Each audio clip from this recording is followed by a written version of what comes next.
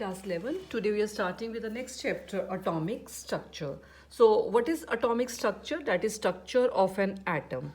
In first chapter we have done, Dalton said that atoms are indivisible, but now we know that atoms can be divided, and actually atoms are made up of subatomic particles. So this was done by the J.J. Thomson research, Goldstein,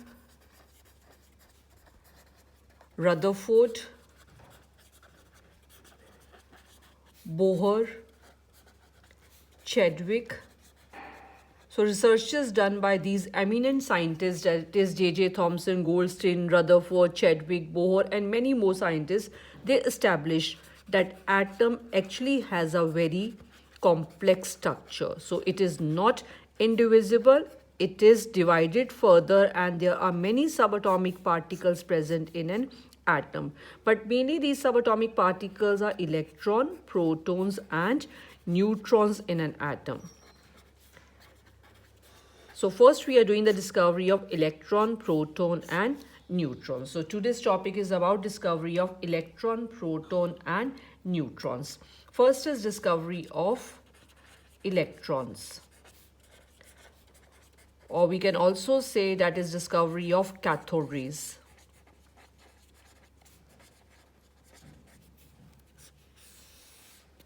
Now how this electron it was discovered? The experiments, they were done by many scientists, but William Crookes, when he passed the electricity at a low pressure through a gas taken in a discharge tube. So in this experiment, a hard glass tube was used. This tube is called a discharge tube. And to both the ends of this discharge tube, there were metal electrodes, and these metal electrodes were connected to the high voltage battery so that to pass the electricity into the gas taken in the discharge tube. And to one side there was a vacuum pump.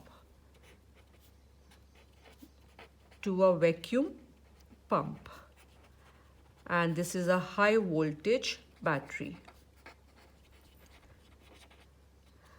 This side is connected to negative terminal battery, so this was acting as cathode, and this side was acting as anode. So this was the apparatus used by the William Crookes, or we can also call this as discharge tube experiment done by William Crookes. So there was a gas in this discharge tube, and the pressure of that gas was reduced with the help of vacuum pump.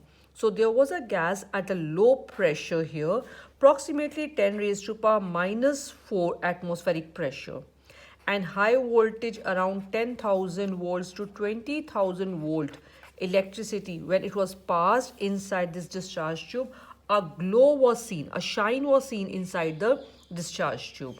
Now the question was, if there is a shine in the discharge tube, that means some kind of rays are there in the discharge tube. So these rays, they were called the cathode rays. But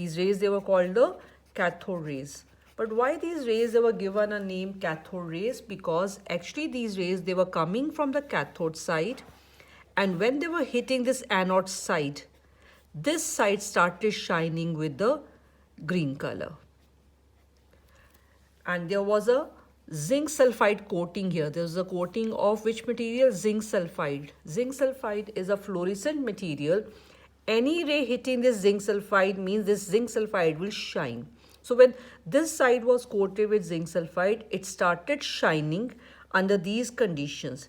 That means some rays are forming which are coming from cathode side, and they were hitting the anode side. Hence these rays, they were called the cathode rays. Now next property that was studied of these cathode rays was, when some object was placed in the path of these rays, what happened? The shadow of this object was seen behind the object. That means these rays, they travel in a straight line. Any ray, if it is possible, if ray can form a shadow of the object behind the object, that means these rays, they travel in a straight line. And cathode rays, they were also able to cast the shadow of the object placed in their path. That means these rays, they travel in a straight line. and when electric field or magnetic field was placed around the discharge tube, suppose this side is positive field and this side is negative field, then these rays, instead of going straight, they started bending towards the positive side of electric field. This confirms that these rays actually are made up of small particles, and these particles carry which charge? They carry negative charge. That is why they got attracted towards the positive side of an electric field. So these are some of the properties of cathode rays, that these rays they travel in a straight line. These rays they come from the cathode side and move towards the anode side. These are made up of the particles, and these particles they carry which charge? They carry the negative charge, and they are able to cast the shadow of the object placed in their path. That means these rays they travel in a straight line.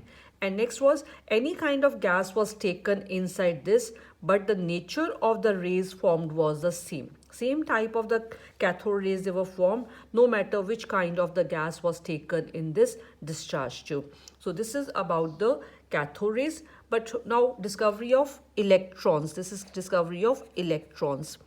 These particles of which the cathode rays is made up, these particles they were given the name electron. This is how the electrons they were discovered. Now after the discovery of electrons, next is the charge and the mass of electron that we have to learn.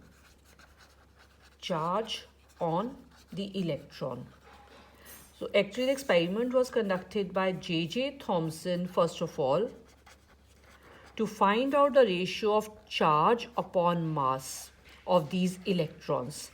So many experiments were done by this, and from that the J.J. Thomson gave the charge of an electron, and that charge is 1.602 into 10 raised to power minus 19 coulomb. Of course this is in minus because electrons they carry minus charge. And mass of these electron was 9.11 into 10 raised to power minus 31 kg. These values we need to learn for numericals. The charge on one electron is this much, and mass of the electron is 9.11 into 10 raised to power minus 31 kilograms. Now next topic after discovery of electron is discovery of protons, or we can also say discovery of anode rays. Now this experiment was done by Goldstein. He also took the discharge tube only for his experiment. This discharge tube, again there is a side tube which is connected to a vacuum pump. Metal electrodes were there. These were connected to the high voltage battery. But there's one change in this apparatus, that is this cathode that was used by Goldstein, it was perforated. There was some small pores here inside. It was a perforated cathode. This is anode, positively charged, and this is the perforated cathode. This was the only change in this apparatus. Perforated cathode, negatively charged. This is the high voltage battery, and this is connected to vacuum pump to reduce the pressure of the gas taken inside the discharge tube. Now in this case, when this apparatus was used by the Goldstein, then under low pressure, now pressure was further reduced, and high voltage, that voltage was approximately the same, 10,000 to 20,000. Again a shine was seen inside this discharge tube. Initially there was a shine, and that was because of cathode rays. Then pressure was further reduced, and that shine slowly it disappeared. And again when the pressure was further reduced, a shine was seen inside this discharge tube. Now the question was whether this shine is because of the same cathode rays or some other kind of rays they are formed. These rays are different from the cathode rays because these rays they were moving towards the cathode side, not towards anode side. From anode they were moving towards cathode side, and when this side was coated with zinc sulfide, and when these were hitting this, then this was shining. That means rays are coming from opposite side, that is from anode side. And hence these rays, they were called which rays? Anode rays. These also travel in a straight line because they also cast the shadow of object placed in their path. But now when electric or magnetic field was applied, suppose this side is positive, this side is negative field, then instead of going straight, these rays started bending towards the negative side of an electric field. That means these rays actually are made up of small particles which carry which charge? Positive charge. That is why these all started bending towards which side of an electric field? Towards the negative side. So these rays are different from the cathode rays. These are made up of positively charged particles, and these particles, they were given the name protons when hydrogen gas was used here, because in case of hydrogen gas we got the lowest mass, and in case of hydrogen, these particles, they were called the protons, and the charge on the proton is now plus 1.602 into 10 raised to power minus 19 coulomb. This is negative, this is positive, otherwise charge is the same only. And the mass of the proton calculated was 1.676 into 10 raised to power minus 27 kilograms. This is the discovery of the protons. So how the electrons and how the protons were discovered? By doing the discharge tube experiments. Now come to the neutrons. Neutrons were discovered by Chadwick. Name of scientist is Chadwick. He discovered neutrons. And how these were discovered? When he took beryllium sheet or boron sheet, and it was made to hit with the alpha particles. Alpha particles are highly positively charged particles. On hitting this, it was seen that from this small particles they came, and these particles are neutral because they were not bending towards positive or negative side of electric field. Since these particles were neutral, so the name neutrons was given to these particles. So this is the boron element. So from element only particles are coming. That means atoms, they have neutrons also in them. So actually atom has which particles in it? Protons, which carry positive charge, electrons which carry negative charge, and the neutrons which were neutral. So there are three kinds of subatomic particles mainly in an atom: proton, electron, and neutron. So after discovery of these three kind of particles in an atom, next question was where these particles are present in an atom.